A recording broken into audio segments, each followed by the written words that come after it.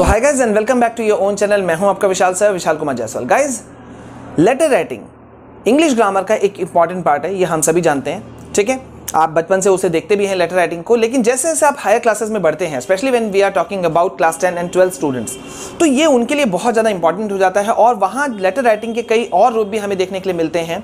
और जैसा कि आपको पता है भाई, अब आप बोर्ड एग्जाम में अगर हो, ठीक है, आप अपियर होने वाले हो, क्लास 10 के स्टूडेंट हो या 12 के, आप एक नंबर भी मिस करना अफोर्ड नहीं कर सकते।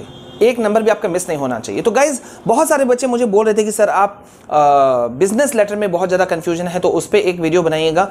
ठीक है, तो आज हम आपको बिजनेस लेटर का करेक्ट फॉर्मेट क्या है वो हम आज आपको बताएंगे। ठीक है, पहला बात तो मैं आपको ये बता दूं कि बिजनेस लेटर जो होता है वो जो नॉर्मल जो पर्सनल लेटर्स होते हैं, नेचुरल है, उससे बहुत डिफरेंट होते हैं। लेकिन अभी एक बहुत बड़ा सवाल उठता है कि आफ्टर ऑल बिजनेस लेटर का यूज़ क्या होता है, उसका रिक्वायरमेंट क्यों है हमें। ठीक है, तो अगर हम बात करते हैं बिजनेस लेटर की, तो मैं आपको कुछ 3-4 पॉइंट्स बताता हूं। पहला पॉइंट है कि बिजनेस लेटर लिखा जाता है किसी टाइप की आप कोई इंक्वायरी कर रहे हो, ठीक है, या आप किसी तरह का कोई इंफॉर्मेशन फेच करना चाहते हो, आप मांगना चाहते हो, ठीक है, किसी से, ठीक है, तो आप एक बिजनेस लेटर लिखते हैं। ठीक है, या फिर इसका वाइस वर्सा कर देते हैं, उल्टा कर देते हैं कि भाई आपको रिप्लाई करना है किसी को, किसी ने आपसे मांगा है इंफॉर्मेशन, ठीक है, बिजनेस वे में, बिजनेस पर्पज से, और आप उसको रिप्लाई कर रहे हो। ठीक है, या फिर बिजनेस लेटर लिखा जाता है कोई ऑर्डर आप प्लेस कर रहे हो, ठीक है, या आपने किसी ऑर्डर जो आपको प्लेस किया गया है, आपको दिया गया है, उसको आप रिप्लाई बैक कर रहे हो। ठीक है, या फिर लिखा जाता है cancelling the orders, for the cancelling of orders. आपको कोई ऑर्डर मिला है या आपने किसी को ऑर्डर दिया है और आप उस ऑर्डर को कैंसिल करना चाहते हो, करवाना चाहते हो, तो उसके लिए आपको बिजनेस लेटर की ज़रूरत होती है। और एक मोस्ट इंपॉर्टेंट एक पार्ट होता है, एक चीज़ होता है जिसकी वजह से बिजनेस लेटर का बहुत ज़्यादा इंपॉर्टेंस है, वो है कि अगर कोई कंप्लेंट्स होते हैं, ठीक है, उस कोई कंप्लेन लेटर आप लिखते हो, ठीक है, तो वो भी बिजनेस लेटर के अंदर में आता है। अब हम डायरेक्ट चलते हैं गाइस कि बिजनेस लेटर का पूरा फॉर्मेट क्या है, आपको मैं बताऊंगा और आप एक नंबर भी मिस नहीं करोगे, आपके सारे नंबर इंटैक्ट पड़े हुए रहेंगे। ठीक है, तो सीधा हम अपने कंप्यूटर स्क्रीन पे चलते हैं, वहां मैं आपको बताऊंगा कि क्या कैसे है। All the students of class 9 and 10 of Maharashtra state board, I have a great news for you all.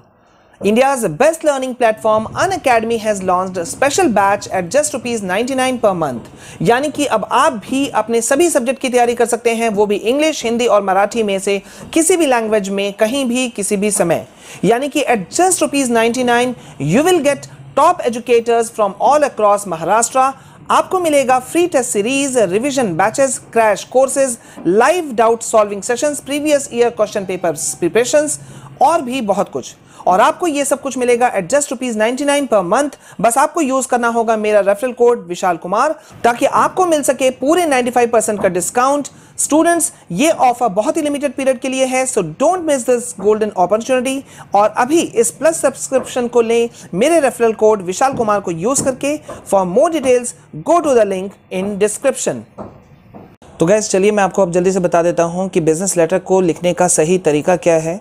ठीक है, तो जैसा मैंने अभी आपको बताया था कि बिजनेस लेटर लिखने के जो रीजंस होते हैं, वो फर्स्ट ऑफ ऑल होता है कि आप कोई इंक्वायरी कर रहे हो या कोई इन्फॉर्मेशन आप फेच करना चाहते हैं, ठीक है, या आप किसी इंक्वायरी का जवाब दे रहे हो, ठीक है, या फिर कोई ऑर्डर प्लेस कर रहे हैं, ऑर्डर को कैंसिल कर रहे हैं, या फिर कोई कंप्लेन लेटर भेज रहे हैं। तो ये सभी के सभी जो हैं वो बिजनेस लेटर के अंदर में ही आते हैं। अब मैं आपको बता दूं, जो मैंने आपको थोड़ी देर पहले बताया कि भाई बिजनेस लेटर जो होता है वो जो फॉर्मल लेटर होता है उससे काफ़ी अलग होता है। क्यों? क्योंकि बिजनेस लेटर जो है उसका जो फॉर्म होता है या उसका टोन जो होता है या कंटेंट जो होता है वो पर्सनल लेटर के तुलना में बहुत अलग है। ठीक है, जहां पर्सनल लेटर्स में हम फॉलो करते हैं इनफॉर्मल वे को, वहीं हमें बिजनेस लेटर में फॉर्मल यूज़ करना पड़ता है फॉर्मल वे को। ठीक है, तो अब जल्दी से हम आपको चलिए दिखा देते हैं। ये आपको मैंने कुछ पॉइंट्स में आपको और ज़्यादा क्लियर कर दिया है, आप इसे पढ़ लीजिएगा, कहीं कोई कन्फ्यूजन हो तो ज़रूर पूछिएगा।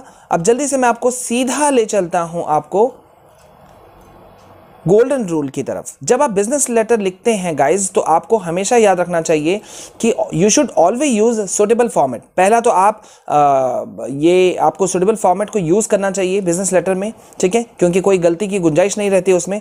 Then you should have a well organized content. आपका जो कंटेंट होना चाहिए वो पूरी तरह से ऑर्गेनाइज्ड वे में होना चाहिए और आप एक अप्रोप्रिएट लैंग्वेज को आपको उसे यूज करना चाहिए। ठीक है, अब चलिए मैं आपको दिखाता हूँ बिजनेस लेटर लिखने का फॉर्मेट कैसा है, ठीक है। तो अभी आप जैसा देख पा रहे हो आप कि बिजनेस लेटर जब आप लिखते हो तो उसका जो स्ट्रक्चर होता है, जो फॉर्मेट जो होता है वो कुछ इस तरह से होता है। मैं इसको थोड़ा सा मिनिमाइज कर दे रहा हूँ सो डैट कि आप इसे देख सको। वैसे मैं आपको इस PDF का लिंक जो है वो डिस्क्रिप्शन में दे रहा हूँ, आप आसानी से आप इसे डाउनलोड कर सकते हैं। तो देख रहे हैं ये बिजनेस लेटर का पूरी तरह से जो है फॉर्मेट है। सबसे ऊपर में आपको लिखना होता है यहाँ पे टेलीफोन नंबर आपका, ठीक है, reference number, your reference number, sender's address, ठीक है। सेंडर का जो एड्रेस होता है वो आपको यहाँ मेंशन करना होता है। देन उसका कोई पिन कोड होगा, ऑब्वियसली पिन कोड लिखना बहुत मस्ट है। डेट होना चाहिए, देन इनसाइड एड्रेस, ठीक है, वहाँ भी आपको पिन वगैरह सब लिखना पड़ता है। फिर आपका शुरू होता है सैल्यूटेशन, यहाँ पर आप शुरू करते हैं सर या मैडम से, ठीक है, और उसके बाद में आपको देना है सब्जेक्ट, ठीक है। देन सबसे पहले आता है, यहाँ पे देख रहे हो आप अभी इंट्रोडक्टरी पार्ट आता है, ठीक है। इंट्रोडक्टरी पार्ट में आप डिस्क्राइब करते हैं, जो इंट्रोडक्शन होता है पूरा मामला का, वो हल्का सा इंट्रोडक्शन देते हैं। एंड देन आता है उसका सबसे मेन पार्ट बिजनेस लेटर का, वो है बॉडी पार्ट, ठीक है। तो जिसको main body of the letter भी कहा जाता है कि आप पूरा डिस्क्राइब जो करते हैं, आपका जो इशू है या आप जो पूछ रहे हैं वो सारा का सारा इसी के अंदर में आता है, ठीक है। देन एट द एंड सबसे लास्ट में आता है कंक्लूडिंग पारा, ठीक है। पारा मीन्स पैराग्राफ। यहां पर आप अपने जो पैराग्राफ है उसको एंड करते हैं, आप कंक्लूड करते हैं अपने बात को। एंड और सबसे अंत में लिखाता है, जो कि कॉमन लेटर्स में भी होता है, योर्स फेथफुली करके आप अपना लिखिएगा नाम। एंड देन आपका सिग्नेचर होना बहुत ज़रूरी है यहाँ पर, और सिग्नेचर के साथ साथ में आपका फुल नेम, ठीक है। साथ ही साथ में आपका डेजिग्नेशन अगर कुछ है तो वो, ठीक है। अगर आप कोई पोस्ट पे हैं, किसी पोस्ट पर आप काम कर रहे हैं तो वो आपको लिखना होगा।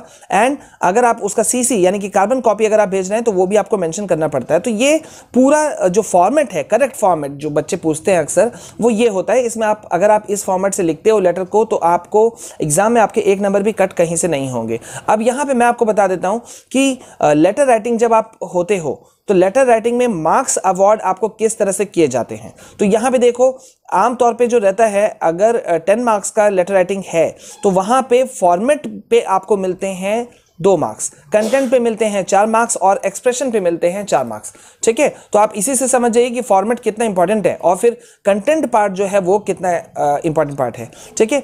अब यहाँ पर फॉर्मेट या लेआउट जिसको कहते हैं, तो उसमें आपको किस बात का ध्यान रखना पड़ता है कि भाई देखिए, अगर आप सही प्रॉपर वे में आप लेआउट में अगर आप लेटर नहीं लिख रहे हैं तो आपके 2 मार्क्स वहां कट सकते हैं, ठीक है, जो कि बिल्कुल भी आप नहीं चाहेंगे ऑब्वियसली। तो लेआउट के वक्त में आपको क्या करना पड़ता है, उसमें इंक्लूड किया जाता है डेट को, ठीक है, receiver's designation, address, salutation, subject, complimentary close, ठीक है, और जो राइटर है उसका डेजिग्नेशन, ठीक है। ओके, अब हम आते हैं कंटेंट पे। तो देखिए, कंटेंट पे मैंने आपको अभी एक्सप्लेन कर दिया था, ये हम डिटेल्ड वे में आपको बता दे रहे हैं कि कंटेंट जो होता है उसके अंदर में देखिए मेजर रूप से जो होता है वो होता है सबसे पहले इंट्रोडक्टरी पार्ट, देन आता है मेन पार्ट, और एट द एंड थर्ड होता है कंक्लूडिंग रिमार्क्स, ठीक है। तो इंट्रोडक्टरी पार्ट जो होता है उसमें आपको देखिए यहाँ पे क्या करना होता है कि ये इंट्रोड्यूस करता है, जो मेजर थीम जो है उसको एक्सप्लेन करता है। मेन पार्ट बताता है किसी प्रॉब्लम को, इशू को जो आप फेस कर रहे हैं या आप जिस चीज़ के लिए आप लेटर लिख रहे हैं, ठीक है। It is the real content of the letter. आप कह सकते हैं कि ये लेटर का एक्चुअली में रियल कंटेंट होता है, ठीक है।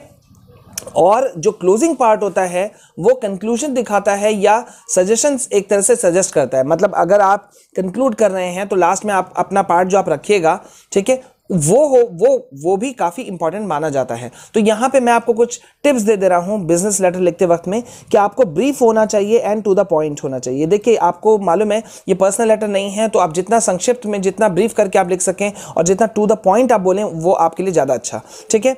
यहाँ पे सेकंड पॉइंट है, सिर्फ जो इश्यूज़ हैं सिर्फ उसी को इशू कीजिए, बताइए या लिखिए, इसके अलावा बिल्कुल भी नहीं।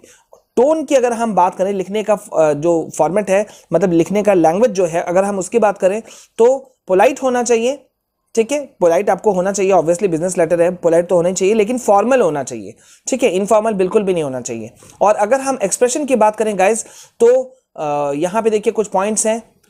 यहाँ फ्लुएंसी की बात हो रही है, ठीक है, एक्यूरेसी की बात हो रही है, ठीक है। तो गाइज यहाँ पे आप इन सारे चीज़ों को अगर आप एक बार देखोगे तो मुझे नहीं लगता है कि कोई भी इशू होगा। और सबसे इंपॉर्टेंट पार्ट जो है वो ये पार्ट है जो मैंने आपको दे दिया, इसको आप प्रैक्टिस कीजिए। कहीं भी कुछ कंफ्यूजन होता है तो ज़रूर पूछिएगा, ठीक है। कमेंट सेक्शन में आप हमें बताइए कि ये वीडियो आपको कैसा लगा और इससे आपको कितना फ़ायदा पहुंचा। सो आई होप गाइज कि आज इस वीडियो को देखने के बाद में और जो हमने पूरा फॉर्मेट बताया उसे समझने के बाद में आपको कोई इश्यूज़ नहीं रहेगा।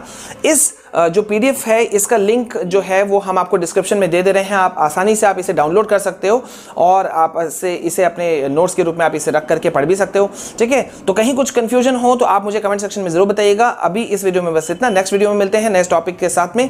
This is your Vishal sir signing off. जय हिंद, जय भारत।